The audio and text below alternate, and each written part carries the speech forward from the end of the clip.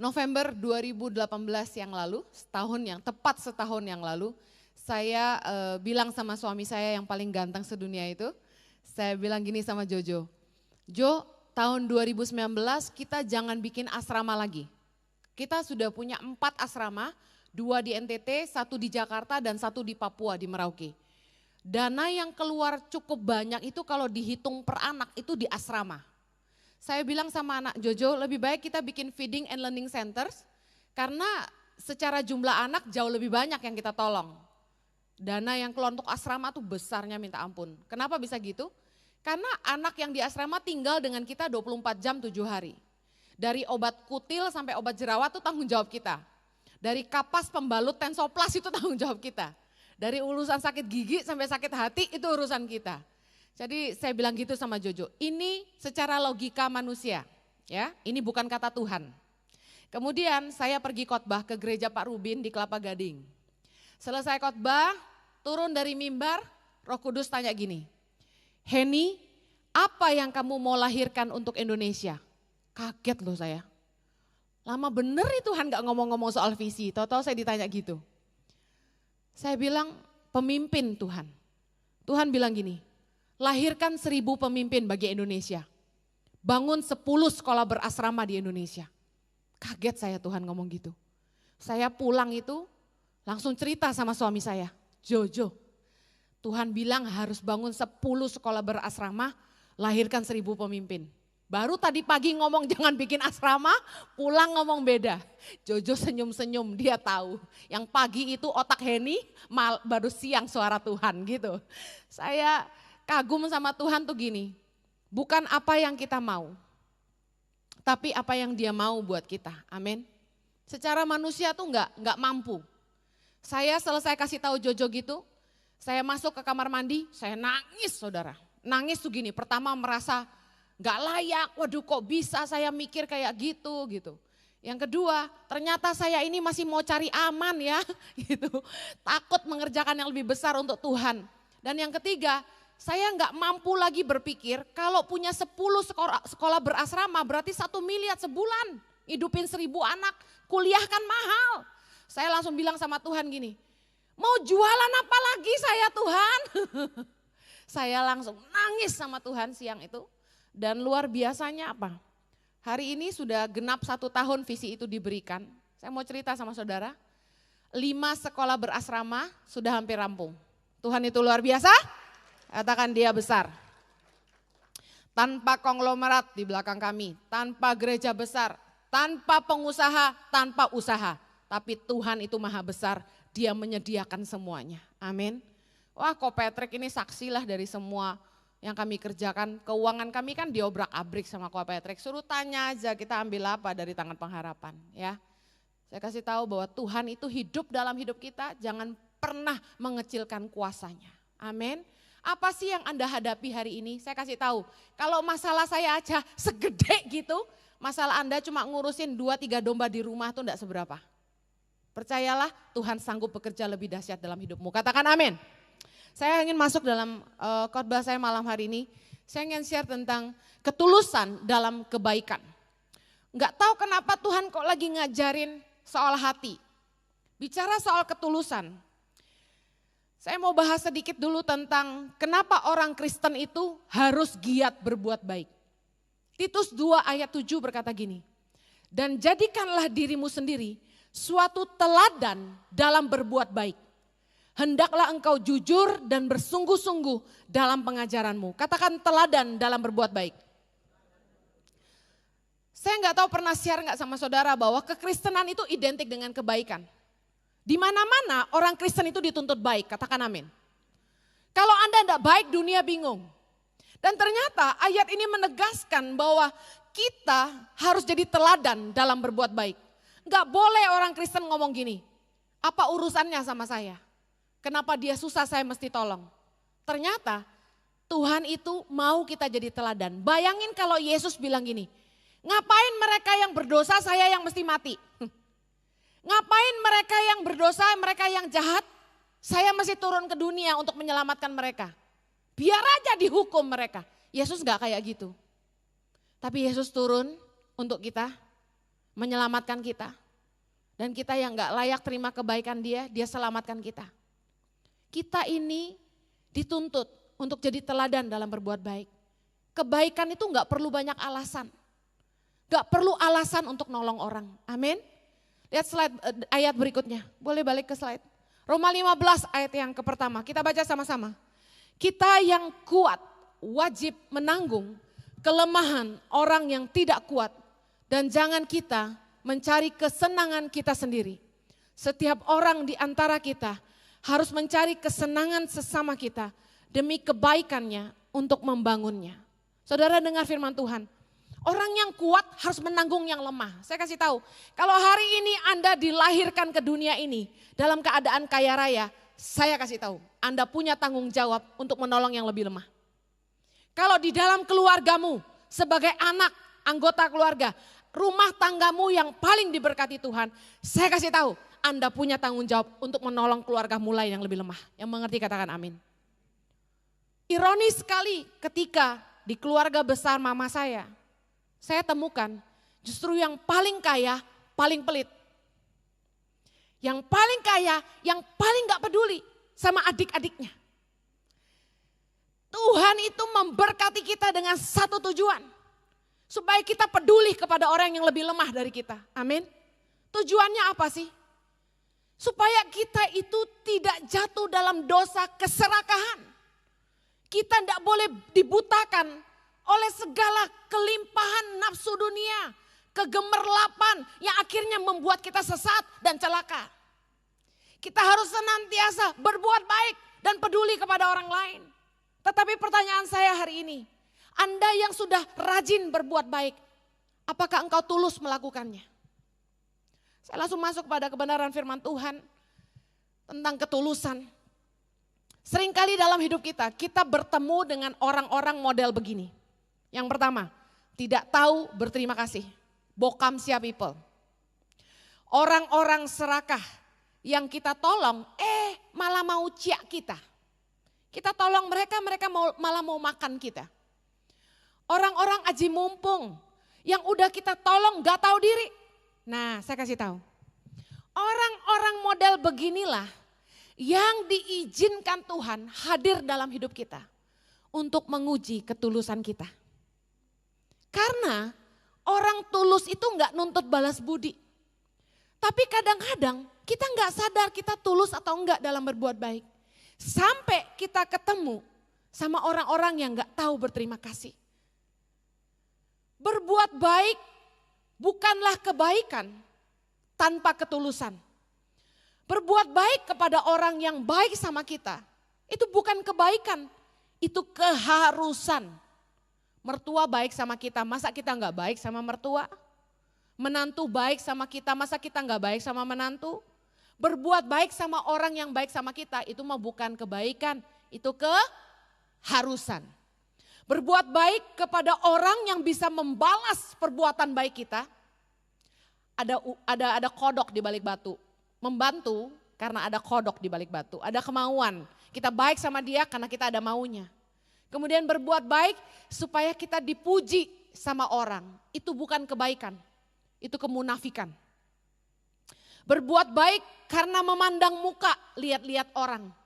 Itu bukan kebaikan, itu kepentingan. Saya akan bahas lebih dalam kemudian. Saya akan mulai dengan yang pertama.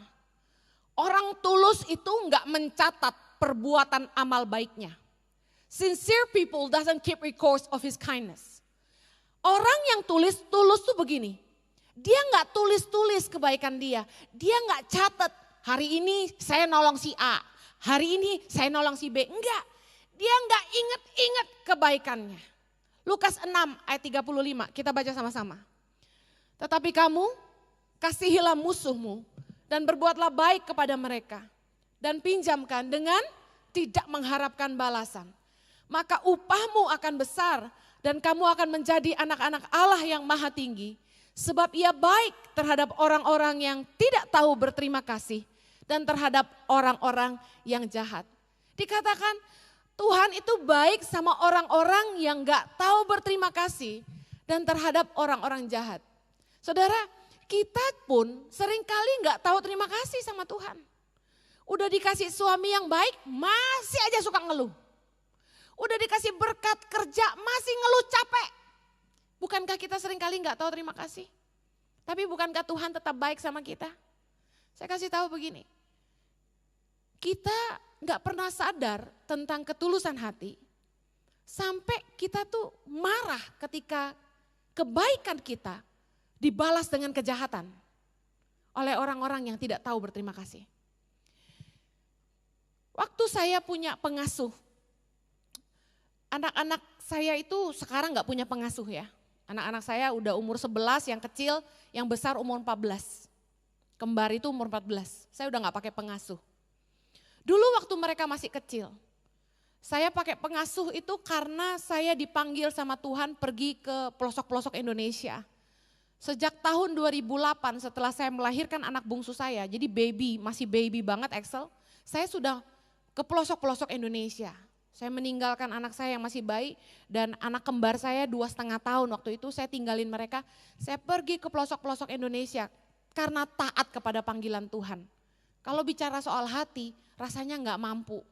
Ninggalin bayi bayangin, rasanya hati nggak kuat. Tapi karena Tuhan panggil begitu kuat, saya harus pergi. Dari sejak 2008, saya pakai pengasuh-pengasuh untuk jaga anak saya. Nah satu hari saya lagi di rumah, tidak keluar kota, jam 2 pagi saya kaget bangun karena anak kembar saya namanya Zoe, kembar kedua itu nangis kenceng.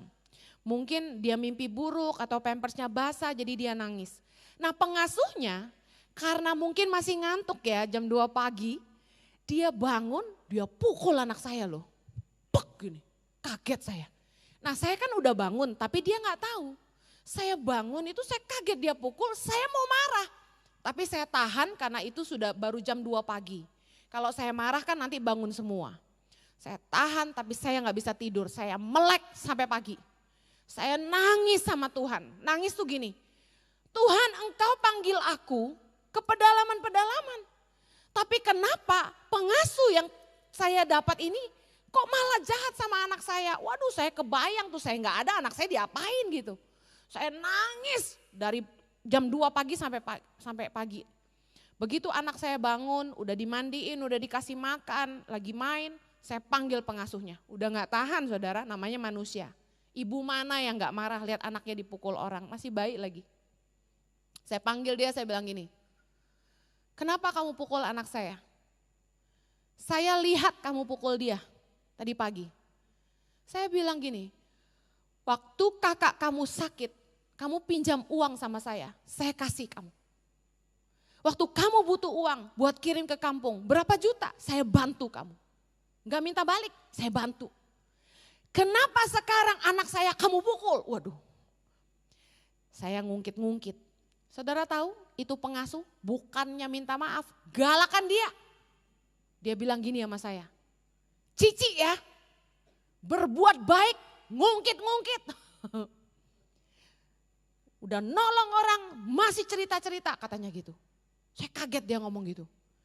Jadi tadinya saya marah sama dia, yang ada gue jadi gantian bengong. Yang salah siapa nih? Saya jadi bengong tapi saya sendiri kayak tertampar gitu loh. Kenapa saya ngungkit-ngungkit kebaikan saya? Udah diem saya, gak bisa nyaut lagi, aduh salah gue. Kejadian siang itu udah saya anggap lupa aja. Pergi ke kolam renang, anak saya berenang-berenang pakai ban, saya tungguin di pinggir kolam, pengasuhnya duduk di pinggir kolam. Tiba-tiba datanglah lebah, nyung, saya menghindar, disundut dia. Lebahnya nyundut itu pengasuh yang tadi kurang ajar sama saya. Dalam hati saya kualat juga loh ya. Nah, terus dia kaget, saya juga kaget, saya juga bingung. Ini orang disundut lebah mesti diobatin pakai apa? Badannya langsung panas, saya langsung bawa ke dokter. Dokter bilang kalau 3 hari masih panas bawa balik. 3 hari panas tinggi gak stop malah biru. Buru-buru saya bawa balik ke dokter, gak sampai 3 hari kali 2 harian. Bawa balik ke dokter, dokter bilang udah tes darah aja. Begitu dites darah, kena tipes. Gue bingung dah tuh gimana disundut tawon jadi tipes. Kemudian kalau orang kena tipes kan gak boleh makan apa-apa kan. Saya masak bubur kasih dia, suapin dia makan, saya kompresin biar panasnya turun. Anak orang loh kenapa-napa di rumah kita kan gawat. Saya kompresin terus, kasih obat, dia udah gak berdaya, pucat. Aduh sampai hari ini saya masih ingat tuh muka, pucat gitu. Saya kasih obat, saya kasih bubur, kompres, doain. Sampai sembuh, saya kirim pulang. Dia bilang saya pulang aja, saya kirim pulang. Sampai hari ini gak balik, puji Tuhan. Tapi pelajaran apa yang saya petik?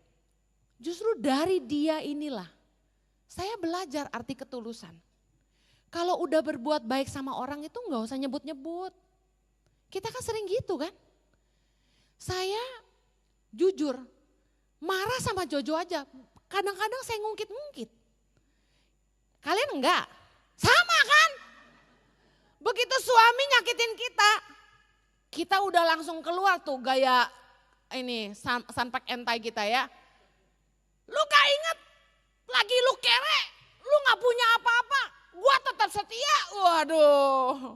Gua lagi hamil gede, gua temenin lu kerja gitu kan. Segala disebutin, bener gak? Siapa yang di sini yang istri gak pernah ngungkit, tangga-tangga. Saudara dengar baik. Saya belajar banyak gitu. Ngapain kebaikan pakai diungkit-ungkit? Kita mesti lupain semua kebaikan yang kita pernah lakukan sama orang. Karena orang tulus gak ingat-ingat kebaikannya. Amin. Kebaikan itu jadi gaya hidup. Saking jadi gaya hidup kita juga lupa. Satu hari Jojo pernah diajak ketemu sama seorang pemuda. Dia bilang, kok Jojo kita bisa ketemuan? Saya bilang boleh, kita ketemu bertiga di Plaza Indonesia. Makan pizza di lantai 4. Terus dia cerita gini, saya kaget juga lihat ini pria ya. Tinggi besar, tangannya tatoan. Duh kok ngajak Jojo ketemu, nih lurus apa enggak nih saya pikir ya. Terus dia bilang gini, kok pasti lupa sama saya ya, dia bilang gitu. Terus Jojo bilang, iya. Saya dulu sekolah di Australia kok, tahun 98, orang tua saya gak bisa kirim duit ke Australia karena krisis ekonomi. Terus gereja bikin retret, saya gak bisa ikut karena gak ada duit. Kok Jojo kasih saya $50 dia bilang. Uang itu saya masih ingat sampai hari ini karena uang itulah yang bikin saya bisa makan 1 minggu kata dia. Kita bengong berduaan. Terus saya lihat si Jojo, lu ingat gak? Enggak. Lupa kata Jojo. Lupa lu, sorry lupa. Soalnya mungkin kamu masih kecil sekarang udah gede gini Jojo bilang. Iya lupa. Ternyata sekarang dia jadi fashion designer terkenal. Miss Indonesia ini pakai baju dia. Saya sama Jojo sampai bengong-bengong. Satu yang saya belajar dari suami saya. Dia berbuat baik sama orang dia gak ingetin loh. Mungkin Anda pikir ya Bu Heni cuma $50. Enak aja zaman kita full time persembahan kasih berapa duit seminggu. $50 tuh berarti banget loh. Bakal makan 1 minggu, bayangin. Jadi saya tahu sebenarnya itu mah gede buat Jojo. Dia kasih $50 saya langsung gini.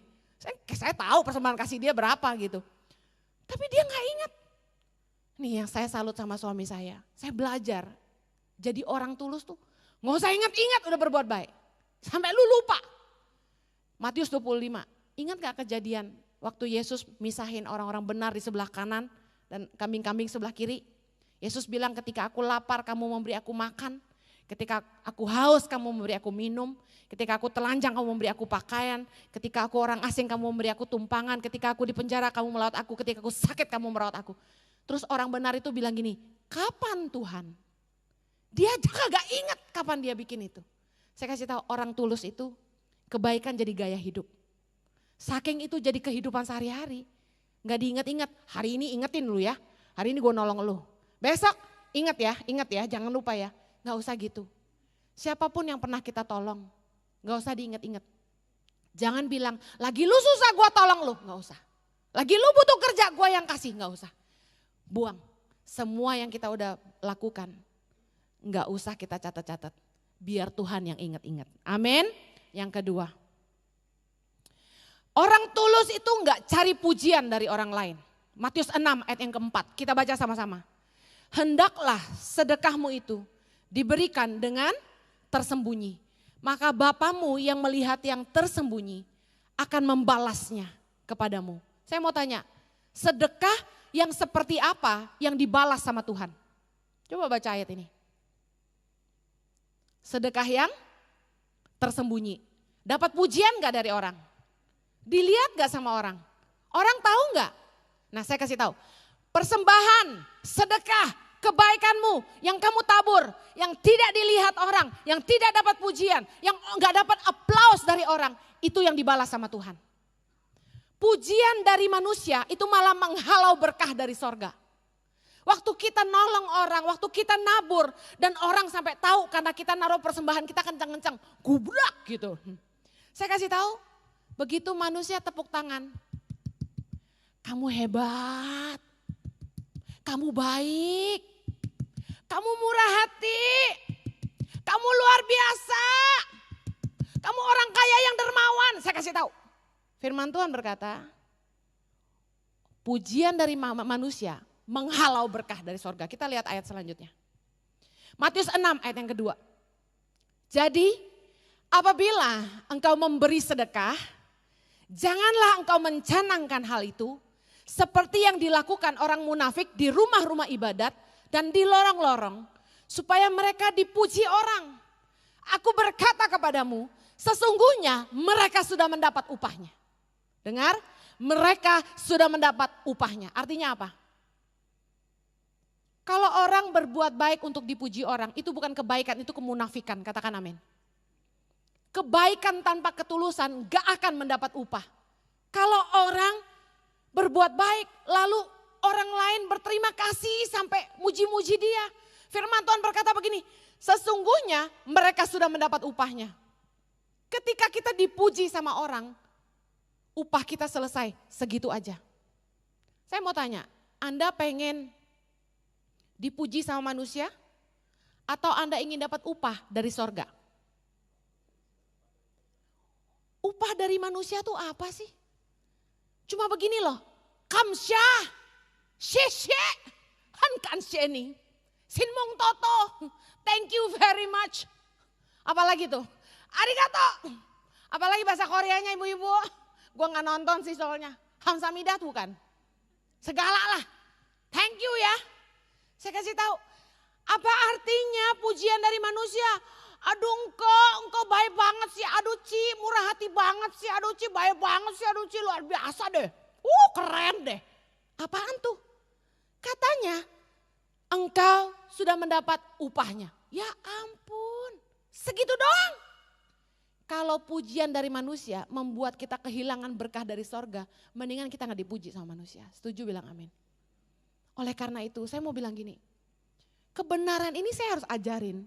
Karena kasihan Anda, bagi Anda yang sudah murah hati, sudah banyak nabur, kalau Anda gak ngerti kebenaran ini, saya kasih tahu semua taburanmu sia-sia kalau engkau sampai dipuji-puji sama orang. Taburan kita sama orang lain itu gak boleh membuat orang jadi hutang budi sama kita. Jangan. Gak perlu manusia berasa hutang budi sama kita, jangan. Saya kasih tahu, kalau berbuat baik, jangan lebih banyak foto di sosial media daripada taburannya.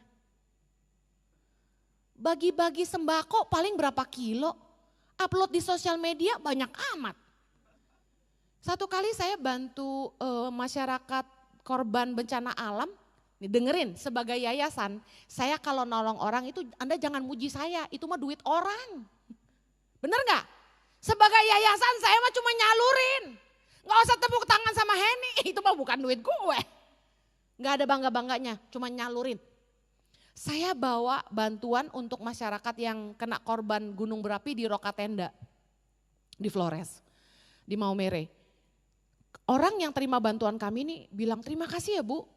Waduh ibu sih kesini gak bawa apa kata dia, press conference. 1 truk kita bawain. Jala ikan buat nelayan, benang buat ibu-ibu bikin kain tenun sama kita, karena mereka kena malaria kita beliin net tuh yang buat mereka tidur malam, karena mereka kan tidur di penampungan asal-asalan gitu, kasihan. Mereka bilang ibu bawa 1 truk aja gak bawa press conference, kemarin tuh ada ibu-ibu pejabat cuma bawa 5 kantong benang aja panggil press conference katanya gitu. Dengar baik. Beberapa orang pun yang nabur ke tangan pengharapan, pesan ke saya gini, Bu Heni, saya bantu, jangan lupa upload ya ke sosial media Ibu. Jangan lupa Bu, panggil saya Hen, jangan lupa di-upload ya ke IG, katanya gitu. Saya bilang siap, aduh saya mah donatur mau apa sih, siaplah. Pengen banner segede apa, hayolah. Yang penting lu tolong nih orang banyak, bener gak? Ruginya apa buat gua? Tapi yang rugi Anda. Kalau sampai orang tuh muji, upahnya selesai. Mau nggak? Sampai ada orang yang memperlakukan saya begini. Ini curhat dikit. Punya yayasan nggak selalu enak. Korban hati, perasaan. Sebenarnya yang ditolongkan orang lain.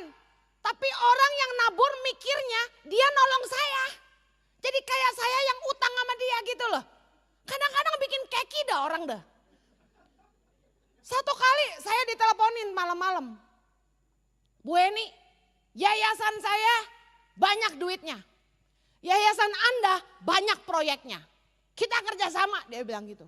Saya butuh proyek, Anda butuh uang. Saya bilang iya, betul. Emang iya kan? Terus dia bilang gini ya, kalau saya bantu kamu, berarti proyek kamu punya yayasan saya. Deal? Deal lah kata saya. Terserahlah siapa mau pasang bendera apa, pasang dah. Yang penting anak-anak bisa makan, bisa sekolah. Bener gak? Emang gue pikirin namanya siapa?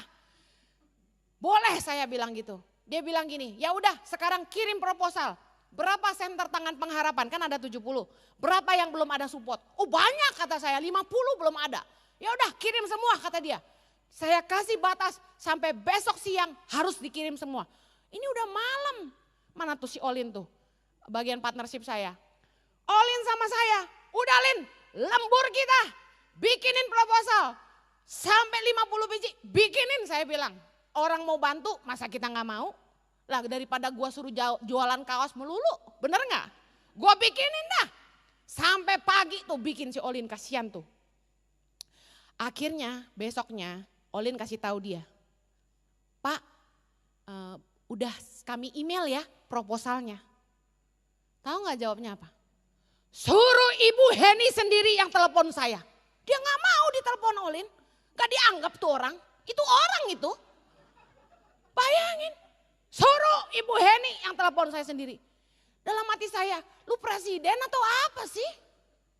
Kadang-kadang manusia kebangetan loh. Saya kasih tahu, Anda nolong orang miskin di Indonesia. Anda bukan nolong saya, ampun. Saya mah kagak makan duit yayasan. Tapi orang seringkali memperlakukan kita, udah kayak kita yang makan duit dia. Saya kasih tahu, jangan begitu. Kalau Anda mau upah itu datang dari Tuhan.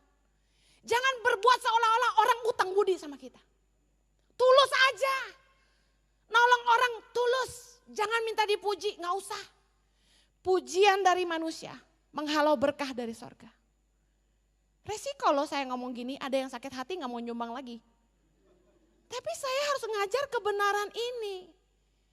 Kalau Anda ingin diberkati sama manusia, jangan lagi mengharapkan pujian dari manusia. Harapkan berkah dari sorga. Amin. Biar Tuhan yang lihat. Saya kasih tahu, kalau Tuhan yang muji kita, apa sih yang Tuhan gak kasih kita? Amin. Jangan kejar pujian manusia gak ada artinya. Kebaikan tanpa ketulusan gak akan mendapat upah. Jadilah agen kebaikan tanpa mencari muka, tanpa banyak bersuara. Lakukan karena Anda taat kepada firman aja. Katakan amin. Yang ketiga, orang tulus itu gak mengharap balasan. Kalau tadi gak catat-catat kebaikan, gak ungkit-ungkit. Kalau ini benar-benar gak harap balasan. Matius 6 ayat 34, kita baca sama-sama. Dan jikalau kamu meminjamkan sesuatu kepada orang karena kamu berharap akan menerima sesuatu daripadanya. Apakah jasamu? Orang-orang berdosa pun meminjamkan kepada orang-orang berdosa supaya mereka menerima kembali sama banyak. Firman Tuhan sampai menggambarkan perbandingan antara orang benar dan orang berdosa. Orang benar harusnya tulus, kalau berbuat baik jangan harap balas apa-apa. Orang berdosa aja kalau berbuat baik ada udang di balik batu. Masa kita sama? Artinya gitu. Dengar baik, Kalau Anda berbuat baik, jangan beri supaya kita diberi. Jangan menolong supaya kita juga ditolong. Jangan melakukan sesuatu supaya menerima sesuatu. Lakukan aja dengan ketulusan. Karena prinsip firman Tuhan, orang yang menabur pasti menuai. Tapi satu kebenaran yang saya mau ajarkan begini. Apa yang manusia enggak balas kita, itu bagian Tuhan yang membalasnya. Justru berbuat baiklah banyak-banyak kepada orang tuh yang enggak bisa balas kebaikan kita.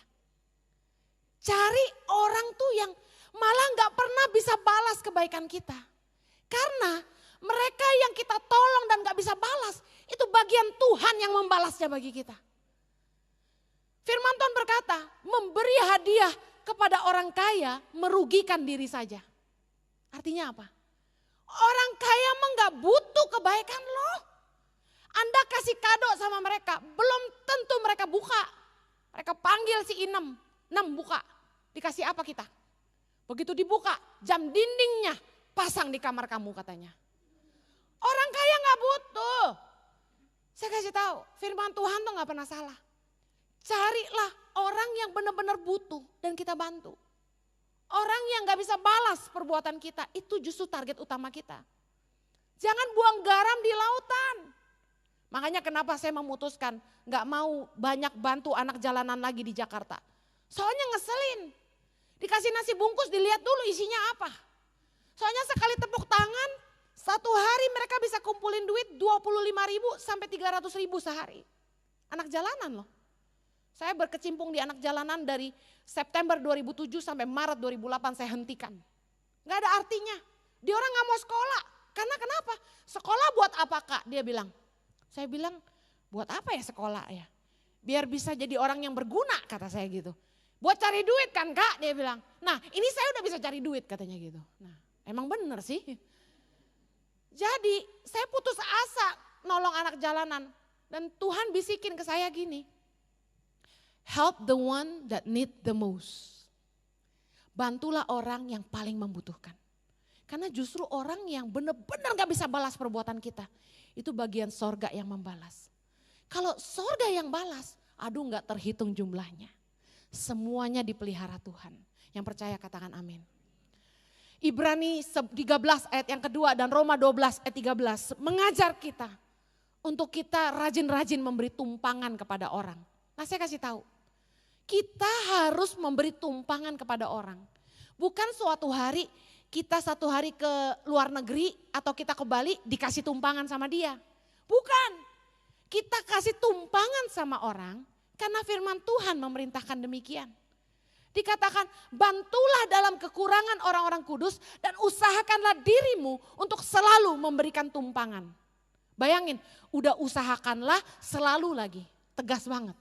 Kita harus selalu memberi tumpangan. Tuhan senang kita kasih tumpangan buat orang. Jangan sampai kita kedatangan teman dari Kanada. Kita bilang, wow Kanada, kita belum pernah tuh. Ci, kalau ke Jakarta kabarin ya, ntar saya jemput deh. Tinggal di rumah saya. Murah hati sekali. Gak apa-apa sih, baik itu memberi tumpangan, amin. Tapi jangan buntut ceritanya gak enak. Ntar kalau saya ke Kanada, saya tinggal di rumah Enci juga ya gitu ujung-ujungnya. Banyak orang begitu, jujur aja. Teman-teman datang dari Australia, kita tampung di rumah kita, numpang di rumah kita. Kita senang ngelayanin orang, kita tulus nganterin mereka ke sana sini, nganterin makan, jemput mereka di bandara. Tapi satu kali kita pergi ke Australia, kita udah gak punya rumah di sana.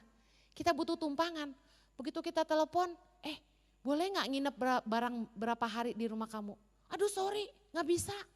Telepon lagi yang satu, boleh gak numpang di rumah kamu? Aduh sorry gak bisa. Telepon lagi yang satu, bisa gak numpang di rumah kamu? Oh sorry gak bisa. Sebagai manusia, nih saya mau ngomong nih. Kecewa juga. Dalam hati kita mikir gini, kurang ajar loh. Giliran lu ke Indonesia lu cari gua. Minta gua jemputin, minta gua anterin makan.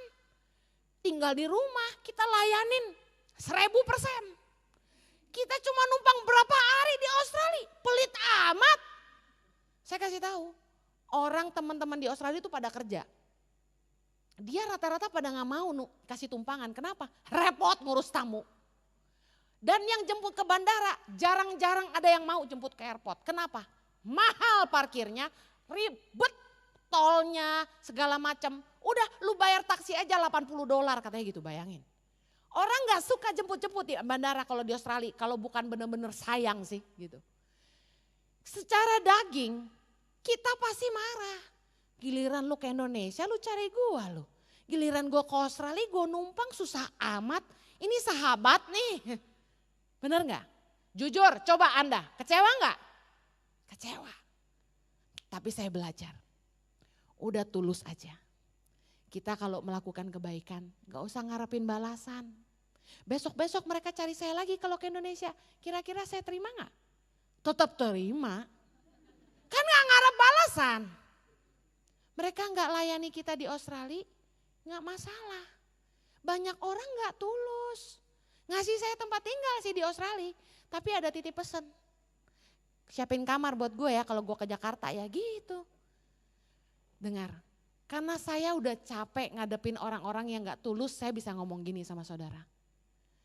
Berbuat baiklah, karena orang yang gak tulus itu bikin lelah. Selalu ada udang di balik batu. Dia berbuat baik apapun sama kita, selalu ada maunya. Itu melelahkan sekali. Lelah gak? Coba istri-istri saya tanya. Kalau suami melok ada maunya, lelah gak? Lelah kan? Pingin gak sekali-sekali suami tuh melok tanpa tujuan apapun di balik pelukan itu? Pengen gak? Tuluslah dalam mengasihi. Tuluslah dalam memberi.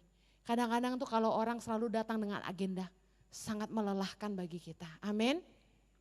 Next slide. Jangan banyak foto saya lah, capek liatnya. Matius 25 ayat 40. Dan raja itu akan menjawab mereka, aku berkata kepadamu, sesungguhnya segala sesuatu yang kamu lakukan untuk salah seorang dari saudaraku yang paling hina ini, kamu telah melakukannya untuk aku. Dengar baik, justru orang yang paling hina yang kita tolong, itu kita lakukan buat Tuhan. Yang mau katakan amin. Yang kelima, kok udah lompat ke sono aja ya? Orang tulus menolong semua orang tanpa memandang muka. Jangan baik cuma sama orang kaya aja. Jangan memandang muka tuh artinya gini, kalau baik tuh jangan pilih-pilih. Jangan kalau sama si A gue baik, kalau si B ntar dulu. Si C gue baik, kalau si D ya lihat-lihat. Saya kasih tahu, berbuat baik itu tulus, orang gak bakal lihat ini kaya atau miskin. Kulitnya putih atau hitam, keriting apa lurus, orang gak lihat begitu. Kalau kita tulus, kita berbuat baik tuh gak pilih-pilih orang. Orang yang tulus, sama yang miskin dia baik, sama yang kaya dia baik. Sama bosnya dia baik, sama bawahannya dia baik. Tapi banyak kali orang begini, sama bosnya dia baik banget. Sama pembantunya gak baik banget. Giliran sama temen yang bisa kasih kang tahu, dia baik banget. Coba giliran temen yang gak bisa ngasih dia keuntungan, biasanya gak baik. Nah, saya kasih tahu, orang yang tulus gak beda-bedain orang. Baik tuh sama semua orang. Ayat firman Tuhan banyak, kita waktunya gak ada. Bagaimana kita di gereja gak boleh beda-bedain. Yang cincinnya berliannya paling gede, yang duduk paling depan, giliran yang gak pakai apa-apa duduk paling belakang. Firman Tuhan bilang gitu, gak boleh beda-bedain orang. Seringkali kita manusia itu terpancing, giliran sama yang kelihatan lebih rapi dikit kita hormat. Tapi yang kelihatan lepe-lepe gak jelas gitu biasa kita gak hormat. Saya kasih contoh, koko saya pernah jadi orang nomor 3 di Commonwealth Bank di Indonesia. Sebelum dia sampai di kedudukan itu, dia buka cabang Commonwealth Bank di seluruh Indonesia. Dan dia bilang sama saya gini, Hen, kamu tahu di Indonesia ini beda sama Australia. Australia itu karena kami besar di Australia, jadi kita belajar culture lagi. Di Australia itu orang yang berduit gak bakal kelihatan berantakan, rapi banget, necis, kelihatan berduit tuh sama berpendidikan beda tampilannya. Di Indonesia kebalikannya dia bilang. Lu belum tentu lihat akeo-akeo pakai celana kolor, dia bilang jalan pakai kaos lecek. Itu gak ada duit. Saya di bank katanya kaget-kaget mau pingsan. Tuh engkau pakai baju hadiah ABC. Celananya Hawaii. Selutut, pakai sendal jepit, keplek, bawa kantong plastik kresek. Masuk ke bank, buka deposito 2 miliar loh kata dia. Mau pingsan gak? Itu plastik isinya apa? Buku cek katanya. Nah loh, saya bilang, oh gitu. Iya dia bilang, jangan salah. Orang di sini yang benar-benar kaya, itu malah kadang-kadang gak lulus SMA kata dia. Kalau di Australia kan orang kaya biasa berpendidikan tinggi gitu. Di sini dia bilang lulus SD aja bisa jadi konglomerat loh, jangan salah kata dia gitu. Nah ini sebuah pelajaran yang buat saya tuh berharga. Kadang-kadang manusia itu pilih-pilih lihat penampilan. Kita gak pernah tahu loh orang yang ketemu kita hari ini dia siapa. Jangan karena lihat penampilannya lecek kita gak hormat. Jangan salah, jangan-jangan itu yang punya kantor kita.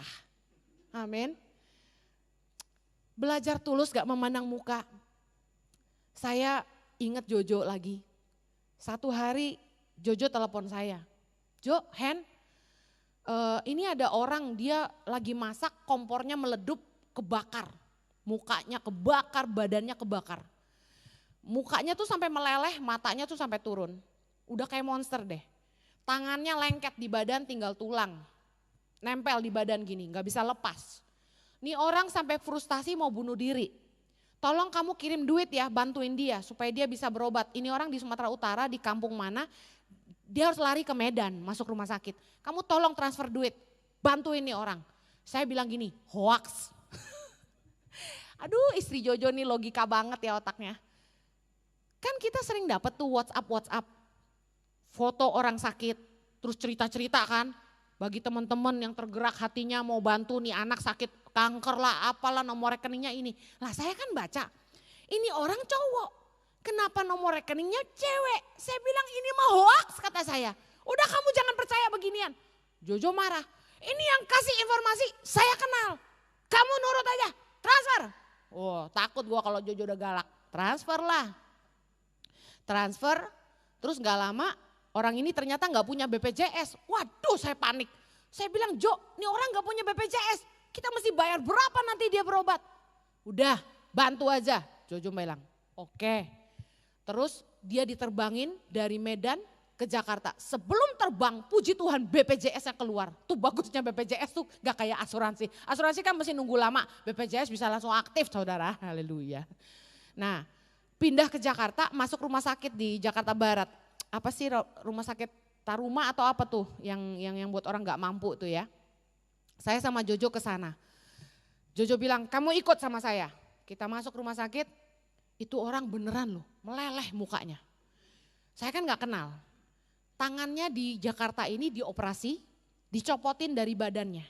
Karena berlobang ditempel daging dari pahanya kalau nggak salah. Jadi bisa copot, udah bisa copot gitu. Jarinya udah tinggal tulang putih-putih, kasihan banget. Pas dia lihat suami saya, dia nangis tuh. Dia terharu, ini pendeta yang nolong dia gitu. Begitu kita samperin, kita doain. Jojo bilang dia harus bayar kos karena kakaknya nemenin dia gak punya rumah di Jakarta mesti ngekos segala macam. Jojo bilang sama saya, bantuin Hen. Iya saya bilang, kita pulang di jalan suamiku langsung nyop-nyop. Tuh kan hoax kamu liatin tuh orang sakit katanya gitu. Nah kadang-kadang jujur ya, saya kan mewakili saudara. Kita kan suka gak percayaan kalau orang minta tolong, benar gak? Jangan-jangan tipu lagi lah gitu kan. Tuh gara-gara orang suka nipu sih, jadi giliran yang benar-benar sakit kita juga gak percaya gitu loh. Benar gak? Nah terus juga kalau kita itu nolong orang kan kita cenderung mau nolong cuma yang kita kenal. Kita nolong saudara, benar gak? Kita nolong temen. Saya salut dah sama Jojo mah. Bukan siapa-siapa ditolong gitu loh. Ya, lah Bu Heni itu keliling Indonesia, nah itu kan panggilan Tuhan. Kalau yang begini nih kan kasus pribadi gitu loh. Saya belajar banyak gitu. Kalau berbuat baik tulus tuh gak milih-milih. Bukan karena dia siapa, kita tolong dia. Lakukanlah karena kita peduli. Karena Tuhan mau kita harus menjadi teladan dalam perbaikan. Amin. Yang terakhir, orang tulus itu tetap baik meski orang lain enggak baik. Lukas 6 ayat 32, kita baca sama-sama. Dan jikalau kamu mengasihi orang yang mengasihi kamu, apakah jasamu? Karena orang-orang berdosa pun mengasihi juga orang-orang yang mengasihi mereka. Sebab jikalau kamu berbuat baik kepada orang yang berbuat baik kepada kamu, apakah jasamu? Orang-orang berdosa pun berbuat demikian. Banyak orang yang berkata bahwa kebaikan adalah kelemahan. Kebaikan adalah kebodohan. Saya kasih tahu, baik sama orang yang baik sama kita, itu mudah. Mudah enggak? Tapi tetap baik kepada orang yang tidak baik sama kita. Mengasihi musuh kita. Menabur, memberkati orang yang jahat sama kita. Saya kasih tahu, itu enggak mudah. Itu butuh kekuatan. Kebaikan itu sebuah kekuatan. Orang baik itu enggak akan berubah. Hanya karena orang memperlakukan dia dengan tidak baik. Justru waktu kita ngadepin orang-orang yang enggak baik, sifat asli kita tuh diuji. Kalau orang baik sama orang yang baik sama dia, orang jahat juga bisa kata firman Tuhan. Tapi sifat aslinya orang itu baru diuji ketika dia disakiti. Kalau dia benar-benar baik, dia nggak akan berubah hanya karena orang memperlakukan dia nggak baik. Emas nggak akan jadi batu hanya karena dimasukkan dalam api, malah emas semakin murni. Berlian nggak akan jadi intan hanya karena diinjak-injak orang. Berlian akan tetap jadi berlian. Orang baik akan tetap baik meskipun diperlakukan dengan tidak baik. Bohong kalau kita bilang kita orang baik tapi kita jahat sama orang. Saya kasih tahu, mau berbuat baik maupun berbuat jahat, dua-duanya ada harganya. Mari kita lihat firman Tuhan. 1 Petrus 3 ayat 17 bilang gini. Sebab lebih baik menderita karena berbuat baik jika hal itu dikehendaki Allah daripada menderita karena berbuat jahat. Jadi mau baik maupun jahat sama-sama menderita sebenarnya. Bedanya gini, orang baik itu menderitanya apa? Makan hati. Bener gak? Kita udah baik sama orang, masih aja orang negatif sama kita. Kita udah baik sama orang, disalah mengerti. Bukankah Yesus juga begitu? Menderita gak jadi orang baik? Saya tanya, orang-orang baik menderita gak jadi orang baik? Udah baik sama orang masih ditipu juga. Udah nabur masih dikerjain juga. Saya kasih tahu, penderitaan dalam berbuat baik kalau memang itu kehendak Allah, jalanilah. Tapi orang yang berbuat jahat juga lebih menderita. Dia gak bisa tidur, stres. Kenapa? Karena untuk berbuat jahat, orang mesti berpikir keras. Bagaimana bikin strategi jahatin orang. Lebih enak tulus daripada orang jahat. Kita mau berbuat apa-apa gak banyak mikir, tidur juga nyenyak, enteng-enteng aja hidupnya. Tapi orang jahat, hidupnya selalu banyak strategi. Apa gak lelah tuh penderitaan yang tiada perlunya. Saya kasih tahu, Yesus itu menjadi teladan dalam kebaikan. Waktu orang fitnah dia, menyalahkan dia, menyalibkan dia, menuduhkan segala yang jahat, menganiaya dia, meninju mukanya, menelanjangi dia, menusuk dia dengan lambungnya, pada lambungnya meludahi dia. Saya kasih tahu, kalau saya jadi Yesus, saya kayak Superman, keluarin api dari mata saya, kebakar tuh semua. Udah deh gak usah dibunuh, takut-takutin aja, bakar semua tuh kepala mereka jadi gundul semuanya. Tapi Yesus bukannya keluar sumpah serapah dari mulutnya. Yang keluar tuh malah doa. Aduh gak habis ngerti saya sama Yesus tuh. Yesus kita baik gak saudara? Luar biasa. Aduh luar biasa, inspirasional. Rasanya gak sanggup deh kayak Yesus deh, kayaknya belum, saya belum nyampe. Tapi dengar, bersyukur kita punya Tuhan seperti dia. Sehingga kita punya contoh teladan, saya harus seperti Yesus. Kalau hari ini Yesus gak kasih teladan, kita dijahatin orang, kita ludahin balik. Tapi karena kita punya teladan, kita gak salah tapi disalahin. Kita bisa ngampunin orang. Kita punya mertua yang selalu negatif sama kita. Kita bisa ngampunin. Karena kita lihat Yesus jadi teladan buat kita. Saya kasih tahu, orang yang baik gak akan berubah jadi jahat hanya karena diperlakukan gak baik sama orang. Saya ini pernah disuruh diceraiin loh sama mertua saya. Jojo diperintahin, ceraikan istrimu. Kalau kamu sayang mama, ceraikan istrimu. Mau pingsan saya, anak udah 3 suruh ceraiin gua lagi.